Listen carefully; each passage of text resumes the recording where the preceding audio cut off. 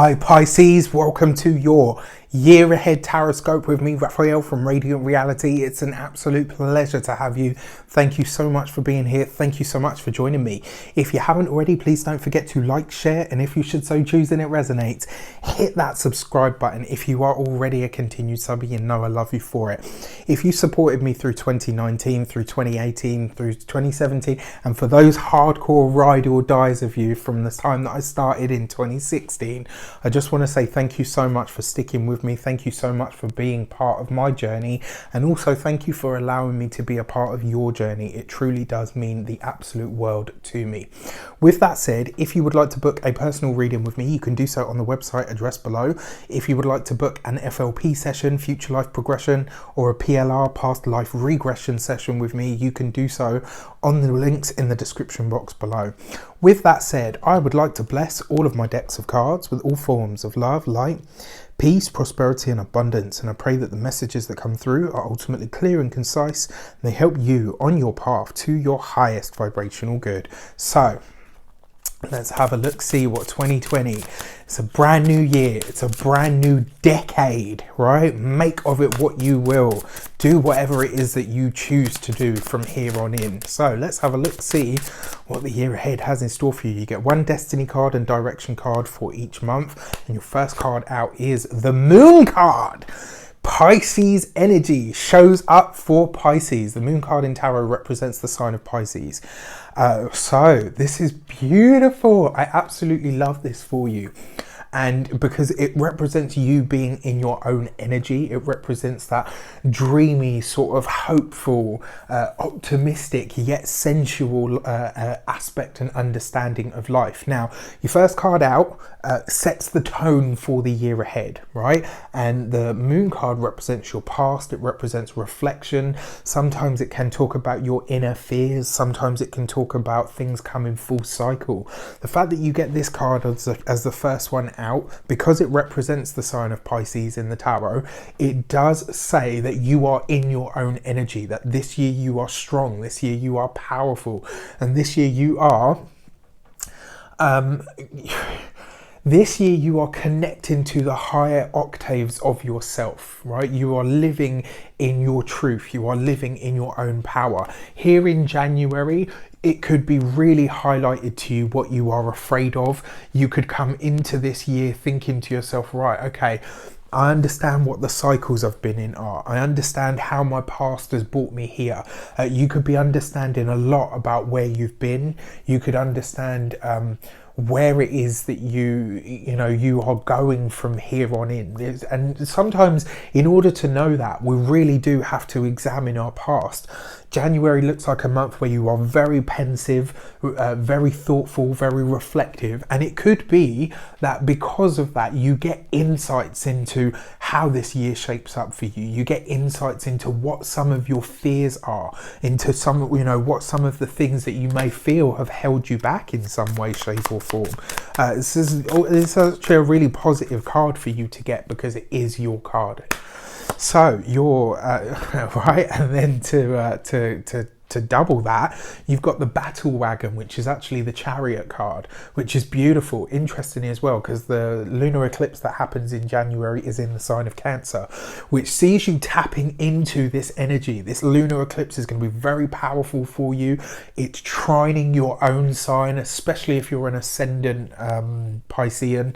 If you've got Pisces on your ascendant, this means that this energy is trining your sign. It means that you will be able to utilize this energy of the lunar eclipse more than any other, and it really does suggest that by looking through your past, by working through your past fears and feelings, by really accepting where it is that you've been and what your experience of life has been up until now, it can lead you to the ultimate idea of success. The Chariot is all about victory, it's all about success, and the best way for you to step forward in and throughout this year is to understand where you've been. Right, so this is one of the ways that precognition works, right? If you can spot the signposts of life and something looks similar and you think to yourself, think back to the last time that happened.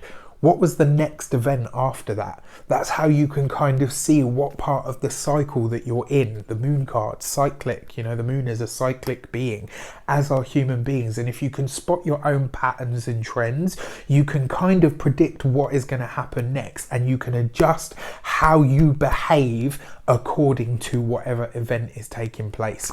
February, you get the Temperance card, right? So this is a big spiritual month for you. February will really see things ramping up for you.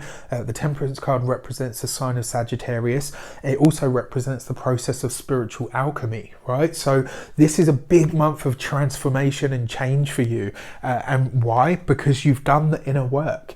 In January, you will have shed some old skins so that in February, you know what you need to know. You know what you need to know, but you also know the ingredients that you need to make something work. It's almost like you get a glimpse at the energy that you need, the ingredients, right? If you were baking a cake, you would need to know what ingredients you had to put in the cake. Well, February, you're going to know that. February, you will understand what it is that you need in order to create the things that you want, in order to have or draw to you the experiences that you want.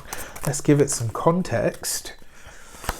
And you get the Five of Cups, right? So February could see you having to let something go in, you know, it could be in your personal life, but more than likely this is going to be in your either your professional life or your academic life, you know, because the Five of Cups is about letting something go. It's about loss.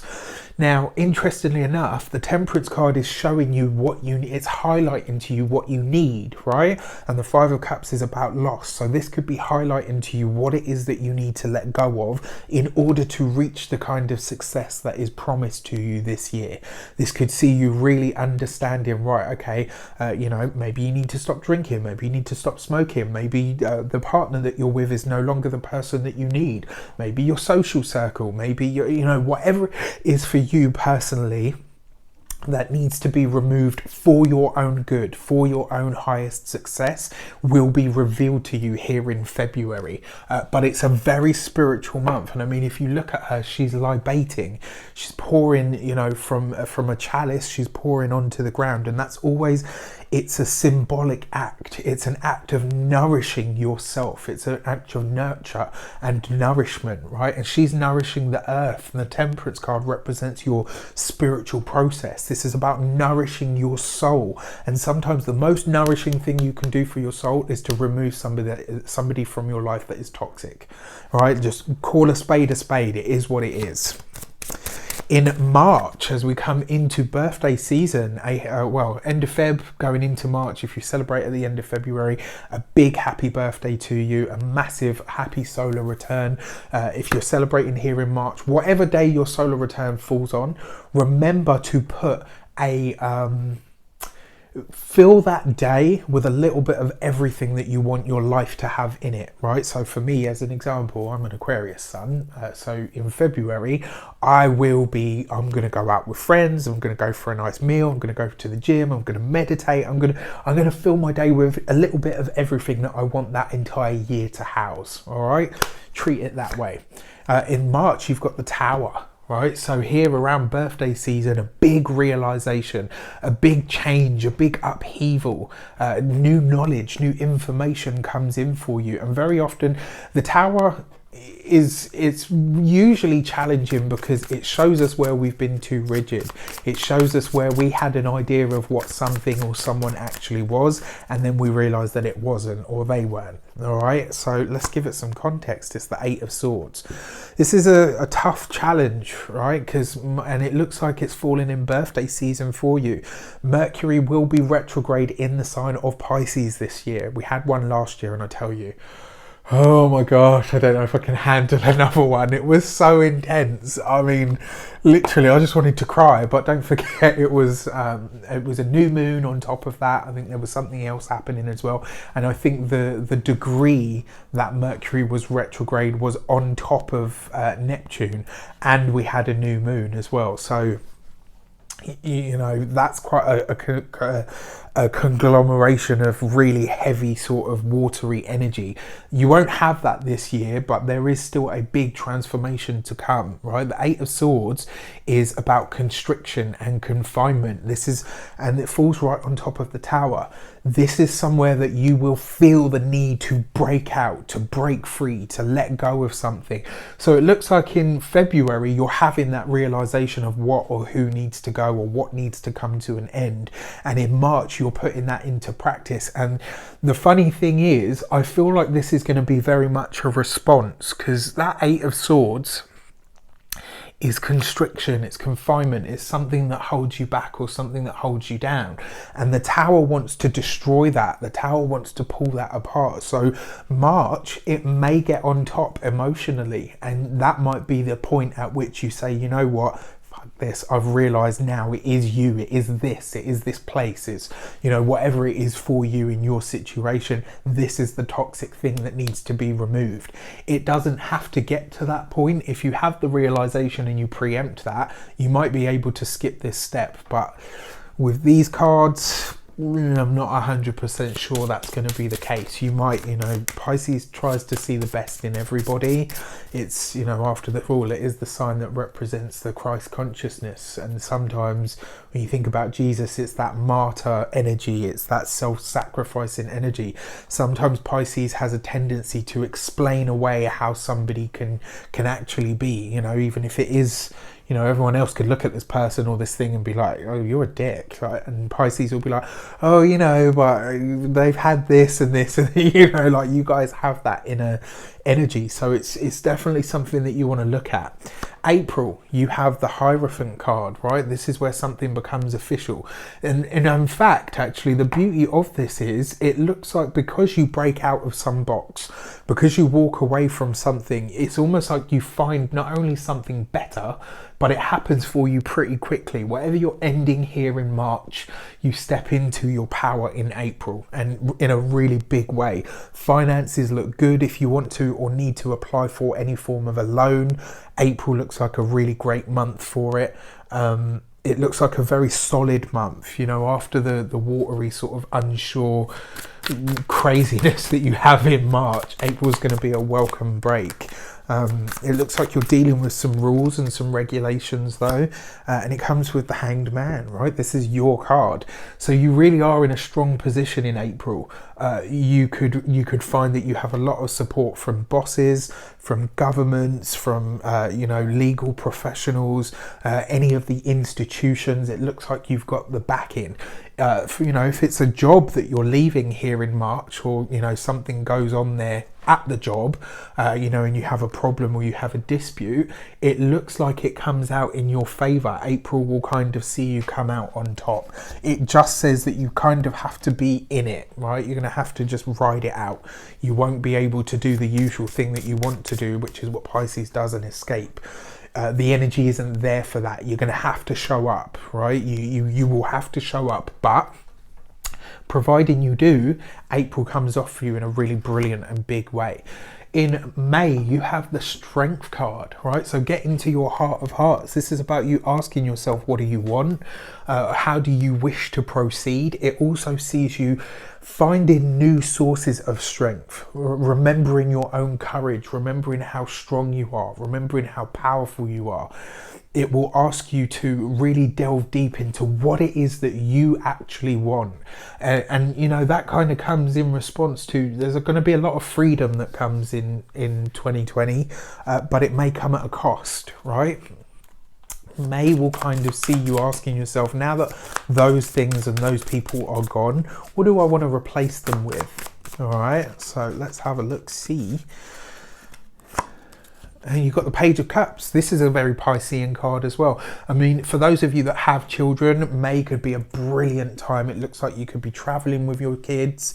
It looks like you could be going on a holiday. It looks like you could be doing some form of activity. The bond between you and your children is going to be absolutely amazing. It's a very creative time for you. May is a really good time to get the sketchbook out. It's a brilliant time to get the pen and paper out. Maybe journal, start writing a book, start writing a blog, jog, start taking recollections, you know, even think about doing some form of public speaking, whatever it is. For a select few of you, May is the time where you either go on a retreat or some kind of spiritual journey. It could, I mean, when I say spiritual journey, it's probably not going to be that. The closest it might get would be like a yoga retreat. You know, May could be a really good time for that, but it would be a really good time for you to take some sort of journey that has an artistic / creative / you know, maybe not necessarily, physical outlet. You know, maybe going on a yoga holiday, maybe, I don't know, going to a wellness spa retreat, maybe going for a spa weekend, you know, all that sort of stuff there. If you don't have children, especially if you do have children, it looks like a good month for you to travel with your kids. It looks like a good month to spend time with your own inner child as well.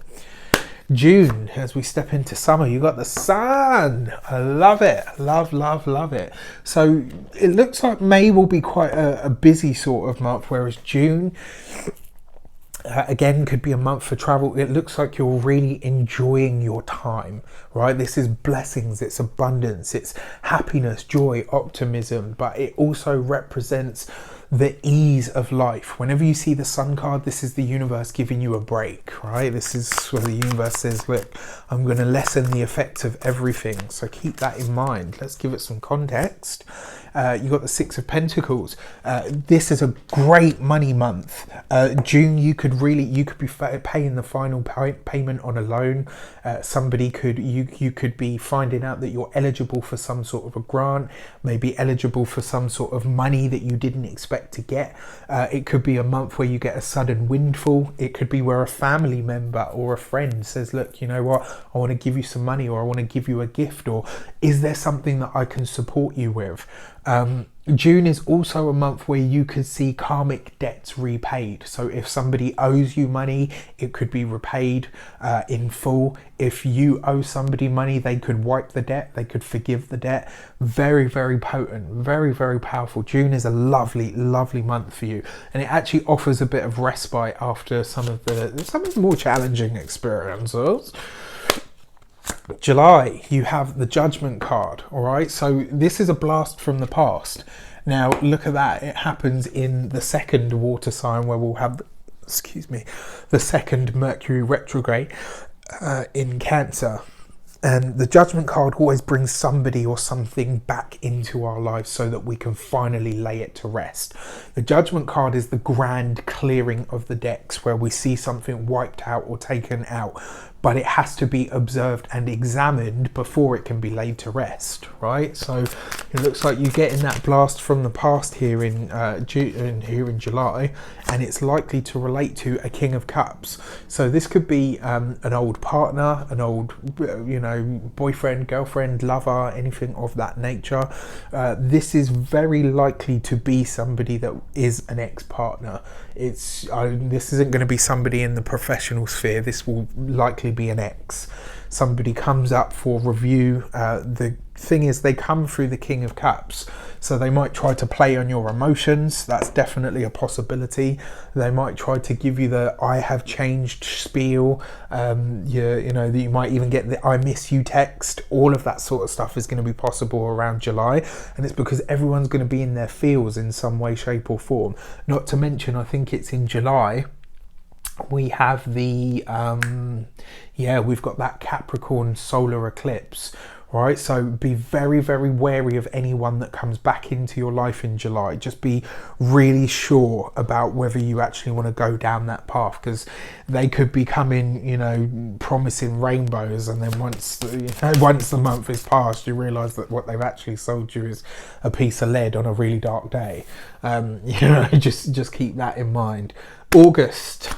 You've got the Magician card. This is you in your strength, in your power, probably having told them to fuck off.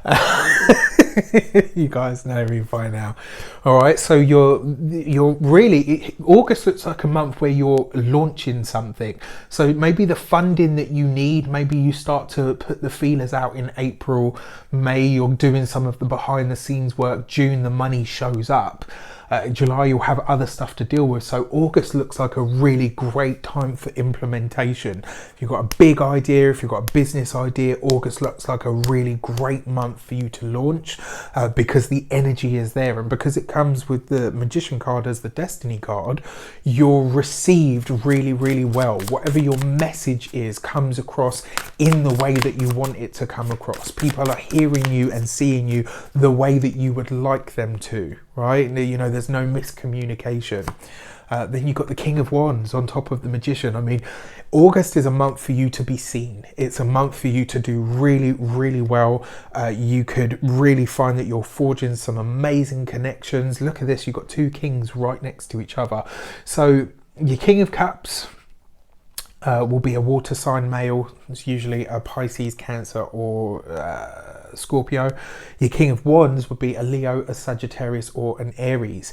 Now this is really interesting to me because you've got two kings right next to each other as well, which for me suggests that there are going to be some peak moments. July, interestingly enough, depending on how many signs you want to watch for, July seems to be a really challenging month for everybody. You know, there's only 3 signs I think that actually had a good July outcome, and I was like, so I'm looking at it, I'm considering doing a key to the year video just to see, you know, because there's some trends that have come up and I'm like, okay, and I use different decks and different combinations of decks for each sign, so it's kind of making me think like, okay, there's obviously something going on in these specific months, you know, which is really cool. You know, that's my inner Aquarius geek coming through there. All right, so yeah, August is a month for you to be seen. The thing about the King of Wands, when it represents an archetype of us or an experience, this is about you being seen. It's about you launching yourself out there. It's about letting people see who you are. It's about people seeing you do what it is that you do, right? Whatever your profession is, and all of that. And because it comes through the guise of the Magician, who is effectively a King of Wands, right? This sees whatever your message is really getting out there, being really well received. If it's a book, go for it. If it's a blog, go for it. If it's a business idea or a project, get it out there. August is a really great month. There's a lot of energy behind it for you. All right, September, you've got the World card, right? This is beautiful. This is where you master something. Whatever it is that you launch in August, you level up here in September. You master something. Something becomes concrete. It becomes real. This could be where you're sitting and you're looking at your website and going, wow, I remember when this was just a dream. I remember when this was just a thought, just an imagination. You know, really interesting. Let's give it some context. You got the Ten of Wands, right? So this is where you're letting go. This is a grand culmination point where you're releasing your past in the biggest way possible, right? Whatever you're releasing and letting go of in January, come September, you will really have that experience and that feeling of, wow, you know what? I've done it. I've really transcended wherever it is that I was prior to this. On a practical level, for some of you, this could be about a move. It could be about you buying the home that you live in. You know, for you, but there definitely looks like an unburdening of some sort. And because it comes through the World card or the universe in this deck, it really does suggest that there's some big change, some big shift that happens, and the Ten of Wands can sometimes represent a move. So this could be about a new place of living, it could be about a new home. There's something about September that offers you that experience, which is beautiful. All right, absolutely beautiful. October, you've got the Lovers card, right? So for those of you that are single, This could bring somebody new into your life, somebody really, really more suited to you than anybody else ever has been. The October of 2020 could be really great for love. It does look like you could be making a decision. You might be choosing, for those of you that are already partnered, October could see you choosing between two partners. For some of you, it could be, choosing between two jobs. Let's have a look. It comes with the 8 of Cups. Now, this is interesting, isn't it? Because here in February, right, in Aquarius season, you're making the decision to walk away from something. Here in Libra season, you're choosing to align with somebody else. For some of you, you might still be reeling a little bit or feeling the previous relationship that you had, and it might kind of see you being like, oh, you know what, this new person's arrived, they're amazing, but maybe something that they do reminds you of your ex, and for that reason you're a bit skeptical. Don't judge anybody else by somebody else's color, right? You and don't judge anybody really, but assess people on their own merits, I guess is what I want to say to you. Don't let somebody else's behavior be passed on to somebody else just because they happen to share the same sex. Do you know what I mean? It's as an example, if you're a woman and you're watching this and you're saying, oh, he's a really great guy and he makes me feel awesome, but he reminds me too much of my ex. Well, they're chalk and cheese. They're different people. You can't say that this person's going to be the same just because one or two things that they do remind you of somebody else, right? That's on a practical level. For those of you that are partnered, this looks like for those of you that are partnered that have made it through all of this to October, this bodes very well for your relationship, because it suggests that you guys are able to bury whatever the hatchet is, to come through your issues and say, look, you know what? Yeah, we've had some issues. Yes, we've had some troubles, but I believe that we can stick through it, and ultimately I think we can, because the 8 of Cups is about walking away from disappointment. It means that the tough stuff has already happened and you're now ready to address the emotional distress that took place. So that kind of, for me, for those of you that are partnered still with this same person, there is actually hope for your relationship to survive. It is a very big possibility, especially with these 2 cups, because it means that you're finally ready to choose each other again and to rededicate to your relationship. For those of you that have split with somebody earlier on in the year, somebody new comes in for you, and it's up to you. And this is the thing, I read this once and it's really true. It's not up to you or anybody, it's not up to you to fix somebody else's broken heart from their previous relationship. That's their own responsibility, but it works in your favor as well, right? It's not up to somebody else to come in and heal you and make your life better and say, let me heal your heart. They can assist you throughout that process and that journey, but it must be self-directed, because otherwise the results belong to somebody else. Don't ever put yourself in that situation. All right, November, you've got the Wheel of Fortune. Beautiful. This is blessings and abundance. This kind of suggests as well that the Scorpio season will be, even with the retrograde, I actually think it's going to retrograde. I think it's in Sagittarius and it comes back into Scorpio. So interesting one. But yeah, this November Wheel of Fortune, a complete mind blank there. The Wheel of Fortune for November is basically bringing you synchronicities. It's going to bring you some blessings. It's going to bring you as well some much needed light-hearted fun.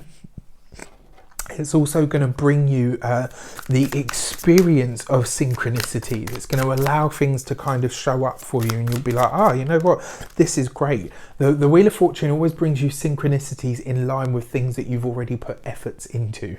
And those for you are with the Tower, right? So whatever is happening for you in March, whatever it is that kind of takes place then, especially if it is to do with a relationship, October will see you addressing that stuff. So for those of you who February and March are going through a rocky patch with a partner, if you make it to October and November, you'll have made it, right? You'll be with that person for as long as you actually choose to be with them, but the relationship has the chance to stand the test of time. And the reason I say that is because, look, you've got the Tower there and you've got the Tower here. You've got the 8 of Cups here, but you've got the 8 of Swords there. You've got the Lovers here. right? This really, for me, it really does suggest that for those of you whose relationships make it this far, you will be fine, right? You when you get to this end, whatever it is, come November, you'll be like, you know what, fuck me, it was difficult, but it was so worth it, and look where we are now.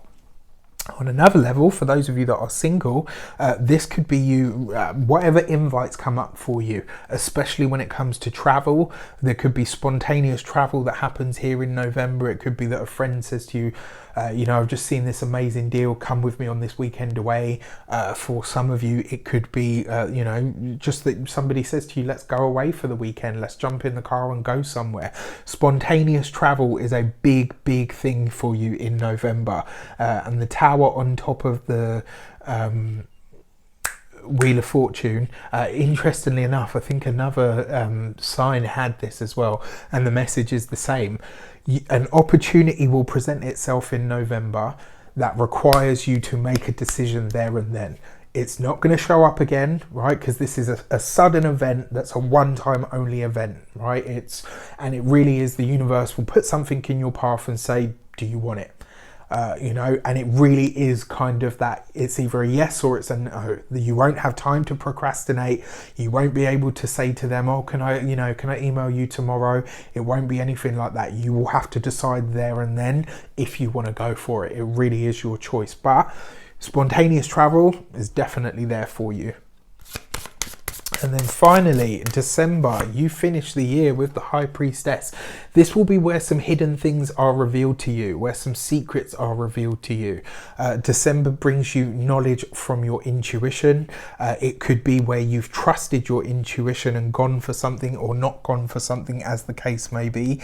And here you discover why it is that your intuition told you yes or told you no.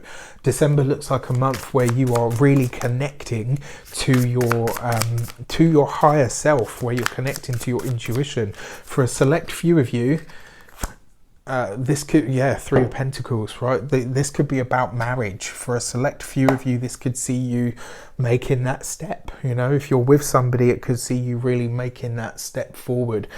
For a few of you, this might be you deciding to take on a new qualification. It might be you deciding at the end of 2020, look, actually, in order to get to where I want to be, I'm going to have this extra skill set. So it could be you going back into school. For others of you, this could be about you doing some form of learning.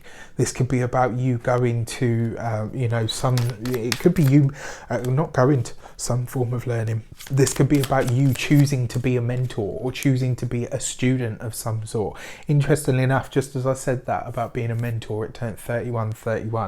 So very, very intriguing. So finally, your key to the year is the Strength card.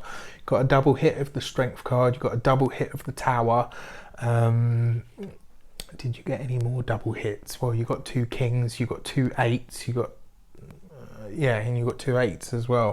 3 8s now, right? Which is all about power. It's all about dynamics and shifts and changes. It's about material success, material abundance.